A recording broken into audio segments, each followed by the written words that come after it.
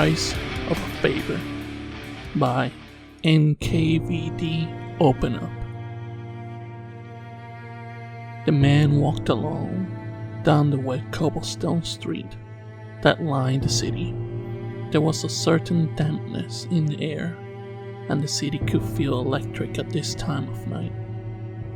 The city itself being rather plain, had often gone through great building sprees in order to compete with nearby cities for tourists. What the city leadership made sure not to tell the tourists, however, was that the city lay near a great stagnant body of water, giving it a rather unpleasant aroma, not to mention the bountiful number of mosquitoes. Precisely because of those building sprees, the city had taken on a haphazard appearance. It had no sense of cohesion, save for the poorer districts that were unified only in being run down and containing the city's dregs. The man was wandering into the seedier parts of the city. Despite the fine clothes he found himself in nowadays, he found himself at home in the poorer districts. Perhaps they reminded him of a home he had nearly forgotten. Or perhaps they simply knew not to stare at strangers. Whatever the case, he found himself here again and again. He buttoned his dark brown overcoat as he walked and pulled down the rim of his matching bowler hat, doing his best to hide his eyes and perpetually boyish face.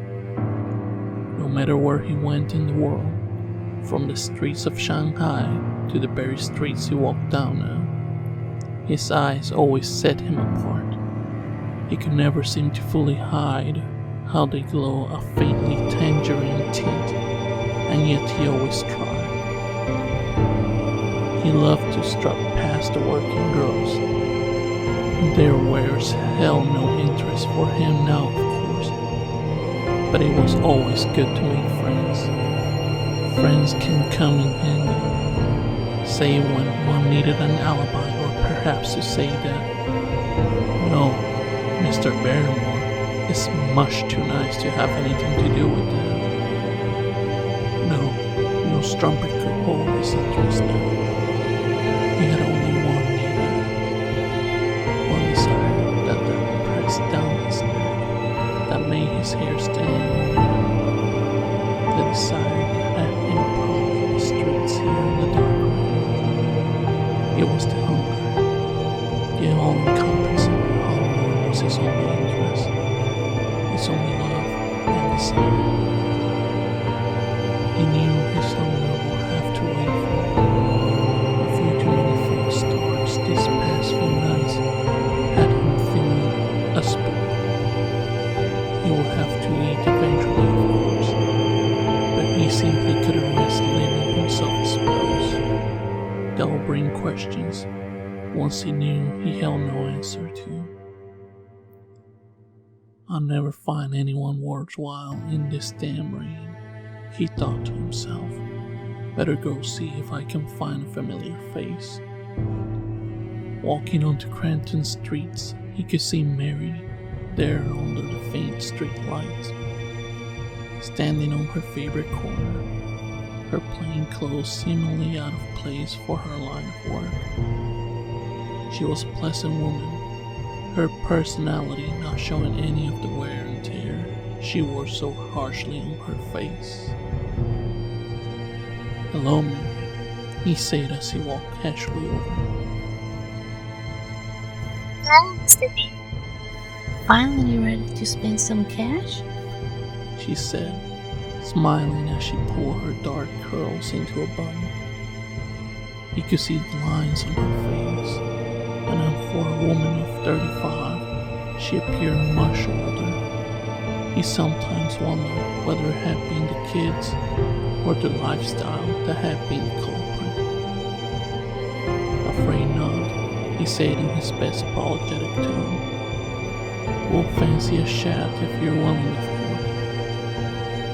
course." "Chats don't pay the bills, Mr. Barrymore," she said, doing her best to light up a cigarette. in the cold wind. Got bills to pay like everyone else, and I got not to say worth paying for.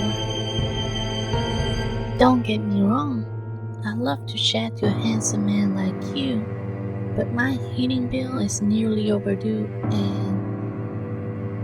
And I'll be happy to oblige you.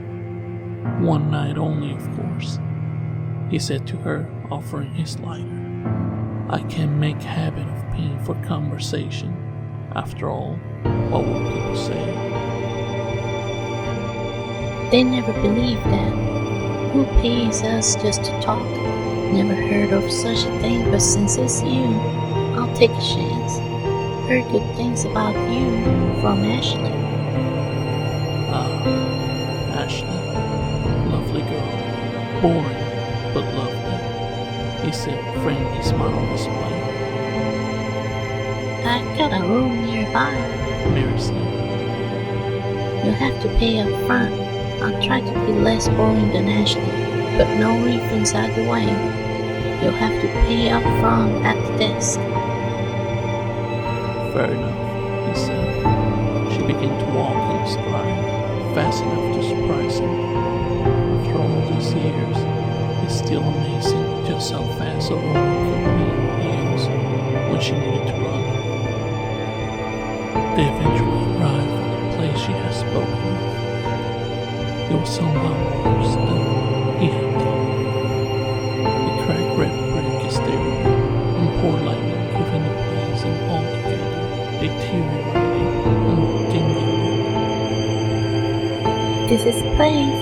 Just give your money to the clerk and I'll take you to the room. Mary told him flatly. He opened the door. It felt as if it may have fallen off the hinges if anyone was so inclined as to give it a hard pull. He walked over to the desk clerk. $20, the man stated blankly. Mr. Barrymore looked at the calendar behind the clerk. It read August 2nd, 1959. The year had seemingly passed by in the blink of an eye, and at his age, they had a habit of bleeding together. He placed two neat crisp $10 bills on the counter, the clerk reaching forward to grasp them greedily. It occurred to him that in another century, people might have run in horror from the clerk and his poxy-looking hands. He walked towards Mary, sparing one last look of disgust for the desk clerk. They walked together up the creaking stairs and through a dimly lit hallway.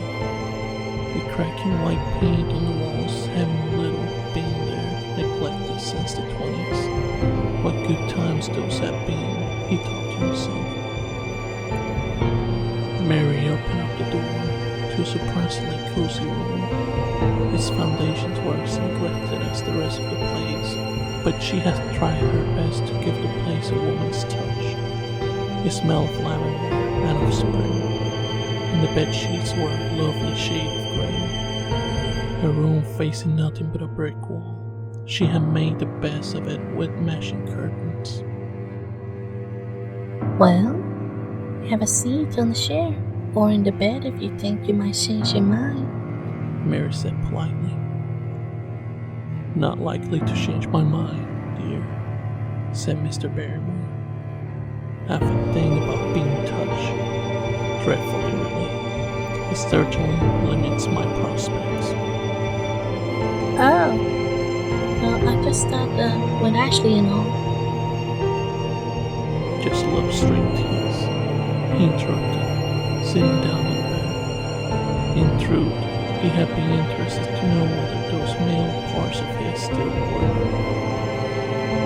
It had turned out that it did, although it was not her shapely body that had done it. He had seen as she danced, how veins in her neck had fluttered and throbbed. How excited he had felt at that sight, how alive. He had watched Miss Ashley dance for him times before he came close to her. Oh, the scent she drove into his nose, how he hungered for her. Yet, he remembered how she had suddenly recoiled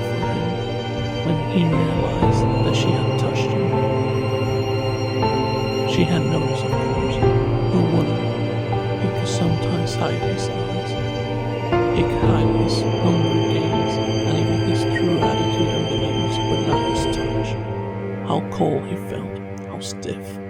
He, of course, apologized profusely, talking much about his skin condition and the terrible trouble it had given him with women. She understood. It made her understand how an attractive man like him had come to seek her company, why he dressed always in long clothes, why he wasn't married. He had given her just enough to rationalize everything in her life. She had even apologized to him. He knew how naive people could be.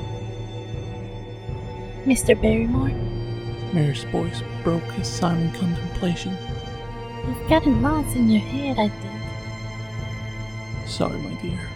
I lost myself in wondering at my lot in life and where it leads me. I'll take the bed all the same. He smiled as earnestly as he knew how. Well, I know that feeling all too well. Just look at where I am now, sitting in Rat House with a strange man. Not you, of course, Mr. Barrymore. She stammered. Now, Mary, I like to think we've spoken enough to be comfortable around one another.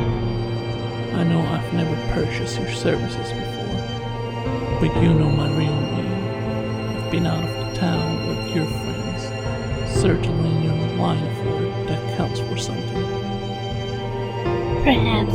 She said, looking at her feet. What is it you wanted to talk about, Mr. Barrymore? Please, call me Winston. You needn't be so formal with me. And there's nothing in particular I wish to discuss, simply to pick your mind for an hour. See, it's not often I get to have a real discussion with those around me. I have my business partners, of course, but friendship has been hard to come by. And love even more than that. My affliction has left me rather isolated, said Winston, doing his best to sound sorrowful. Yes, Ashley mentioned it to me. We girls talk shop, you see. We don't have much choice, considering how violent some men can get. Don't you have any protectors? Winston asked him. Someone to watch over you. Well, there's Thomas, but some protection he is. He's as likely to be as he is to help us. Mary told him, tears threatening to fall. What about your family, Mary? My husband died some years back, working at the factory. Then there's my parents. They asked me more than once to come home. I know my father's looking for me, but I can go back there. That'd be admitting defeat. They told me not to marry my George, you see, but I ran away to just that. Look where that led me. She trailed off. So your parents miss you. That sounds like an advantage over some of the other girls you work with. From the little I know about many of them, they have no one, just one another. Winston knew things like that worked in his favor. An isolated group with little outside contact could be easy picking. But he had also learned that they could be turned to his advantage, alive and unharmed. I guess you're right. Mary told him. I have to go home one of these days. I'm not getting any younger, and I'd like to stop by before my kids are old enough to figure out what I do. What do you say to help you, Mary? Money is no issue, and besides, I like doing what I can for others. Winston sat up on the bed. I'll pay this month's bill, and then I'll set up contact with your father. You can meet him at my office. I'll say you've been working as my secretary. He doesn't have to know a thing. I don't know. Mary said, trying to not let her excitement show. Why would you do a thing like that? Besides, what's the cost? Nothing in the world is free, and the price for all that must be high. Oh, it's a simple matter, really. All you have to do is bring a person to meet me. That's all. But bring them and then leave. Who? Mary asked him. More importantly, why? It can't be that easy. Not for that amount of kindness. Oh, but it will be, my dear. In a few days' time, after I've paid your debts, I call on you. I'll tell you the who and the where. You'll bring them to me. After that, I'll give you enough money to make it downtown. I'll have a hotel set up for you and your children. I'll let you use my office telephone to call your father and tell him where to meet you. I even make a nameplate for the desk so that everything will look just perfect. As for the wine, my dear, it's trivial really. I'd like to have a conversation with this person, which like you and I are doing. That's all there is to it, he said with genuine smile. That is too good to be true. It can't be that easy, not for such a reward. Mary said skeptically. Never look a gift horse in the mouth. Take what's been offered and thank me if you wish. But even that's not necessary. Thank you, Mr. Baron. Please, my dear, call me Winston. No, thank you. Mary ran over and hugged Winston. As her arms wrapped around him, you could smell the salt in her tears. You could see the blood pump in her neck. Dum-dum. He pulled back slowly from her. He hoped she had not noticed the look on his face. I'm so sorry, Winston. You did say you don't like being touched. Mary told him she hadn't seemed to notice the feel of his skin, or had she paid any mind to how his chest never rose and fell. In that instance, she had only noticed her own happiness overwhelming her. The next few days seemed blurred. Winston was prepared for what came next. He had laid out every last detail as meticulously as he could. He had instructed Mary to not tell anyone about his kindness, lest every girl come around with a sob story and their hand out. She had understood, but still he had ensured she had followed his word. Knock, knock, knock. Mary answered the door, wearing a bright summer dress. In his day, a simple peasant like her will never have had such finery, but this was the age of the machine, and those ideas were long dead. Hello again, Mary, he said with a smile. Now or never. He saw the nervous look that lay on her face, and so he reached out his hand for her to take, breaking his own rule about touch. This will set her a little more at ease. Mary swallowed. Okay, I'm ready. Against her better judgment, she went. He escorted her down to his waiting black Imperial. It was brand new and meant to impress. He opened the door for her. Wash your head, my dear. She sat and waited for Winston to enter the car. He walked around and got in, and for the first time she noticed his eyes. Frightened, she said nothing. Now that I've paid your debts, it's time for you to fulfill your end of the bargain. You'll find Thomas and you'll bring him to this address. He lay an address in her lap, hastily scrawled on a piece of paper. I don't care how you get him there, it's up to you. Once he enters the door, then my dear, we are even. I will hand you enough cash to get to my hotel, and you will leave. Ask no questions, and do not come back. I must stress this last point. I'll see you tomorrow night. Thomas? My pet Thomas? Mary asked incredulously. Yes, dear. No more questions. Bring him to me and your troubles will be at an end. This, I swear. He out his hand over his still heart. Mary got out and looked back once more at Winston. He knew she would do it. How could she not? Had he not shown her every kindness? Had he not been a perfect gentleman? She would do it. He had no doubts.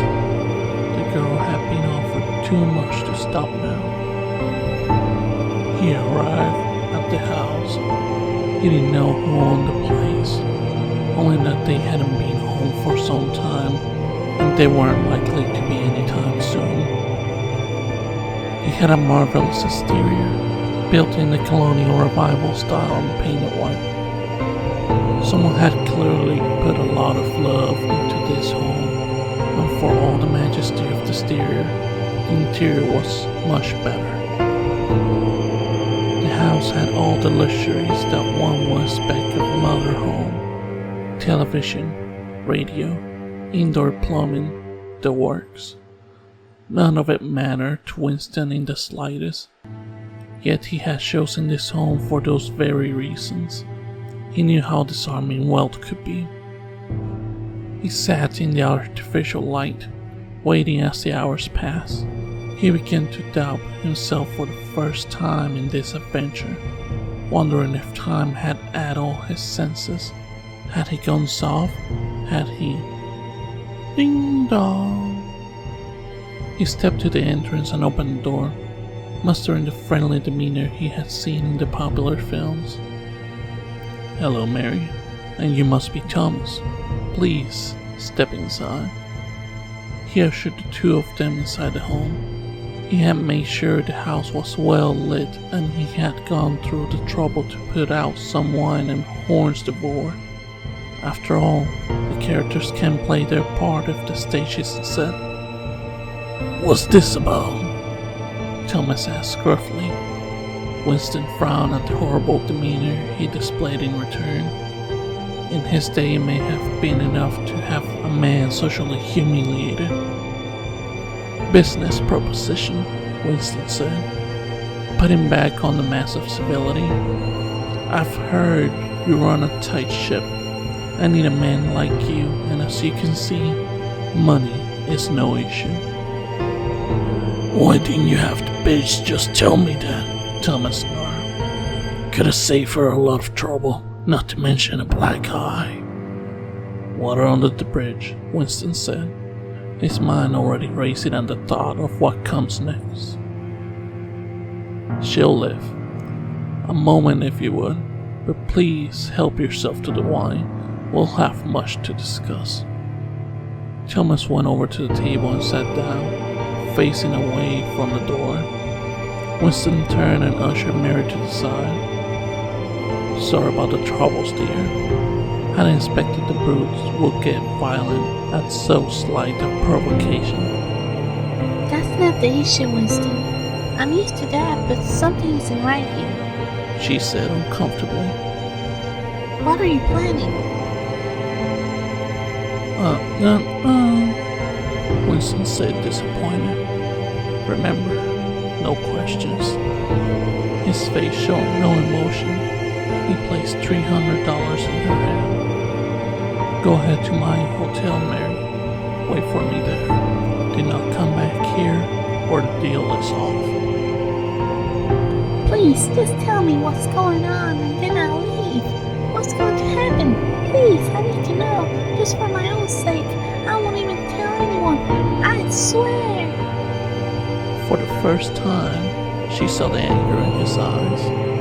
He had given her more money than she has seen in years, and she hasn't even acknowledged it. "You will leave now, and you will not return. You will do as you are told, and that is the end of it," Winston said. Despite his eyes, Mary noticed that his voice barely wavered. "You don't need to care about him. He just hit you, Mary. Forget it and go." Please. She cried out quietly. She had begun to panic. She needed to know what she might be responsible for. It weighed on her conscience. She needed to know. Winston smiled over at Thomas, who had begun to look at them. "Just throw the bitch out and hurry up.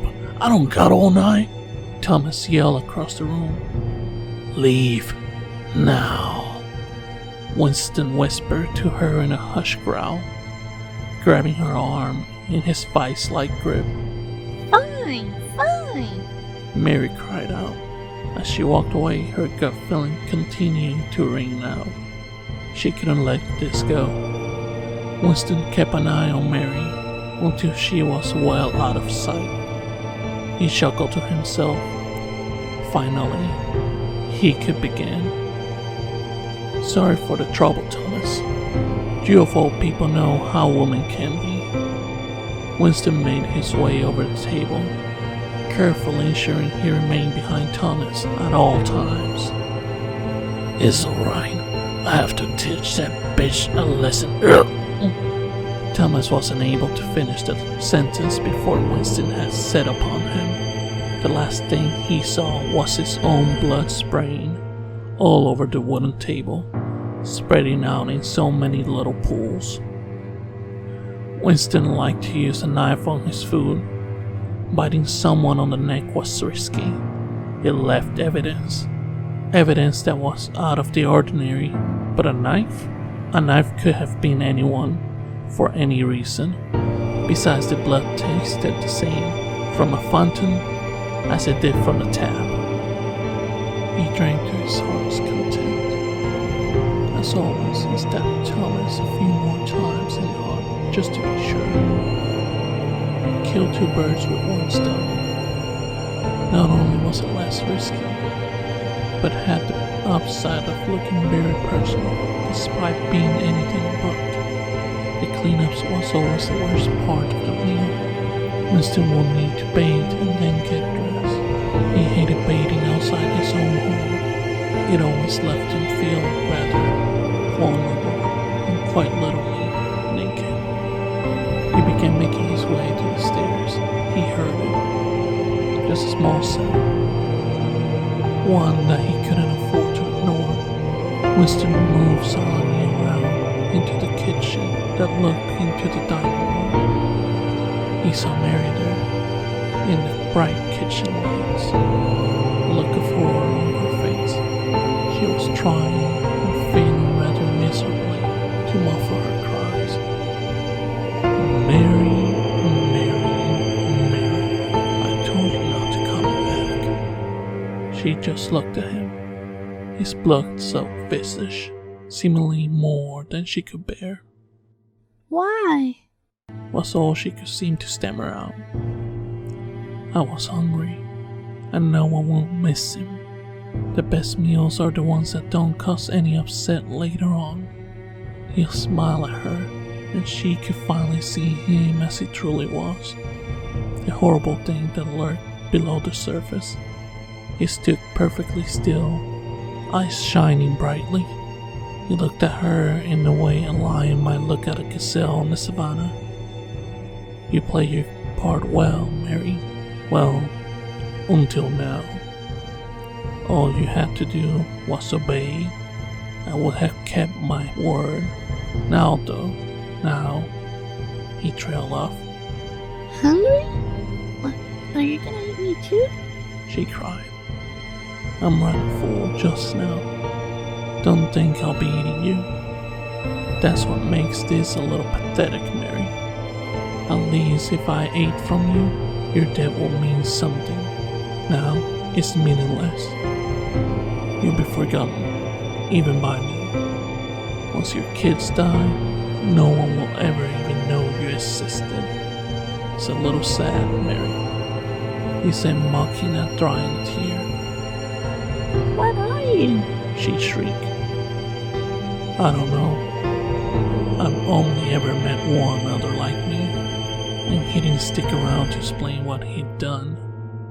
Perhaps we're just very rare. A priest told me once that I am the devil, but I think that's unlikely. He stood unblinking. His face told the story. This was fun. Please, let me go. Please, I have kids. I need to be with them. Calm down, Mary. Really? This song and dance is so old. Every mother says the same thing. He leaped at her, and at once the knife plunged into her heart. She hadn't even had the chance to react. She went without much struggle. He laid her on the floor, knife still in her chest. Now that you're here, may as well have a little fun with you. He laughed to himself. It was one of his little joys in life, playing with his food. He loved to arrange them in all sorts of unusual ways. He dragged Mary into the room with Thomas and in one fell swoop took Thomas' head clean off. He sat them in the dining tiny chairs at opposite ends of the table and placed Tommy's head on the silver serving tray at the center of the table. He stepped back and admired his head. He wondered to himself how long it'd take the police to figure out what happened. How confused they'd be by this grisly display. He stepped away and went to shower. He washed himself thoroughly, placing his bloody clothes into a paper bag. He changed into the wonderfully simple brown wool suit that he loved so.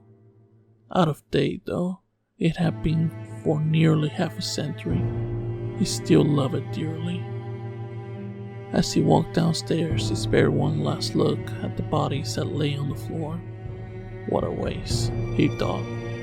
He wondered if people felt the same when throwing out a nice steak that had gone bad. A real pity about Mary.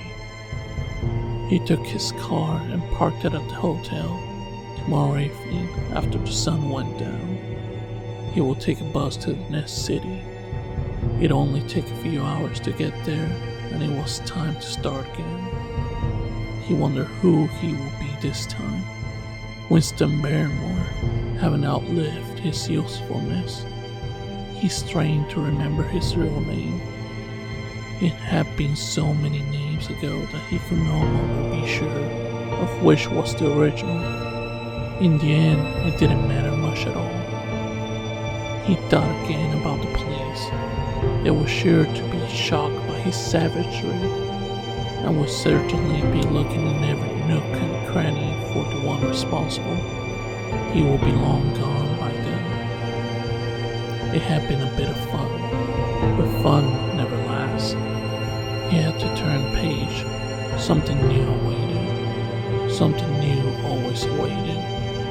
For an eternity. Well folks, what a story. I never expected this to happen on this story. Well folks, thank you for stopping by and hearing this story. If you like the story, leave a like and a comment. If you want to hear more stories, go ahead and subscribe. I will leave a link for my Twitter down on the description. And as always, I'll see y'all